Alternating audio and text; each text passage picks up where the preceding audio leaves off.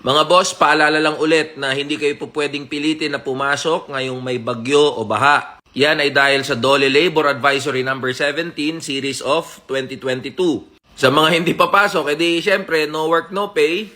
Hindi rin kayo dapat pagpaliwanagin o kupalin ng mga HR nyo pag pinili nyo na hindi pumasok. Doon naman sa mga malilate, dapat makuha nyo pa rin yung buo nyong sahod as long as 6 hours na kayong nakapagtrabaho. Ayan o, nandyan sa section 2. Ngayon, alam naman natin na kahit may DOLE Labor Advisory number 17, marami pa rin na papasok. O, halimbawa, yung mga BPO, call center. Di ba may mga kupal kayo na TL, mga team leader, na kahit lagpas tao na yung baha, ang gagawin, pagbabaunin na lang kayo ng damit.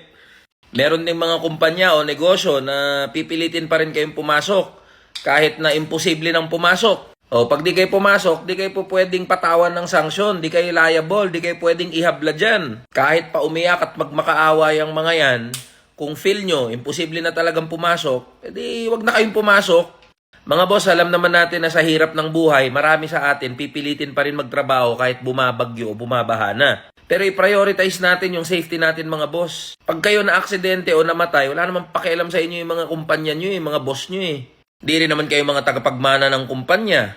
Kaya magtrabaho tayo ayon sa halaga ng sahod. Walang mali na mahalin yung kumpanya o kung saan kayo nagtatrabaho. Pero alalahanin nyo, may nagmamahal din sa inyo na pamilya nyo. Meron kayong nanay, tatay, mga kapatid, asawa o mga anak na nag-aalala rin sa safety nyo. Kaya stay safe and dry mga boss. Ingat sa mga papasok pa rin. At doon naman sa mga kupal na HR, TL at company management na pinipilit na magtrabaho yung kanilang mga manggagawa kahit bahang-baha na at ang lakas na ng bagyo, pakyo kayo.